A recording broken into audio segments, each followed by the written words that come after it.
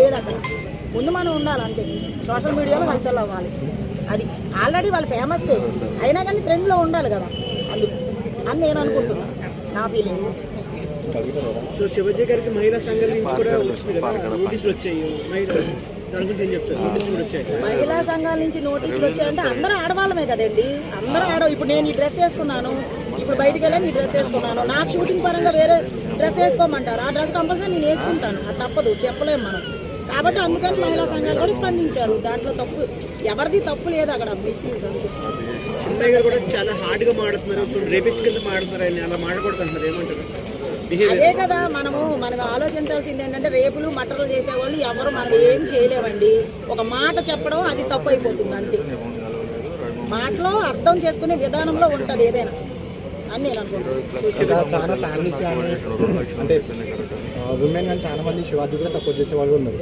అంటే అది మనం అర్థం చేసుకుని ఏ బట్టి ఉంటుందని చెప్పేసి చాలా మంది అంటున్నారు. సో మరి ఇప్పుడు ఫీమేల్ కూడా చాలా మంది సపోర్ట్ చేస్తున్నారు శివాజీ గారికి. ఒకవేళ ఆయన మాటని తప్పై ఉంటే అందరూ అపోజ్ చేయాలి, కానీ కొంతమంది సపోర్ట్ చేస్తున్నారు, కొంతమంది ఆయనకి వ్యతిరేకంగా వెళ్తున్నారు. మీరు సపోర్ట్ చేస్తారా, ఆయనకు వ్యతిరేకంగా వెళ్తారా? ఆయన మాటలు నేను సపోర్టే చేస్తానండి, అందులో అయితే ఏ తప్పు లేదు. ఎందుకంటే ఆయన పద్ధతిగా ఉండండి అని చెప్పారే తప్ప ఇంకేం అనలేదు. అక్కడ ఎవరిని తప్పుగా మాట అనలేదు. ఆయన బట్టలు కరెక్ట్గా వేసుకోండి అమ్మ అన్నారండి, దాంట్లో తప్పేం లేదు.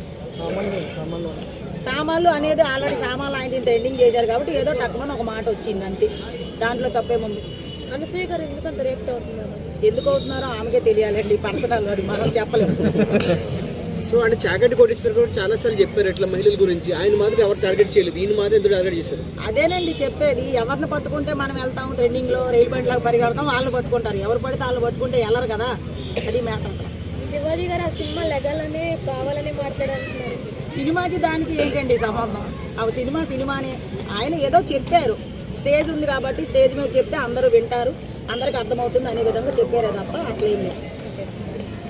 Thank you.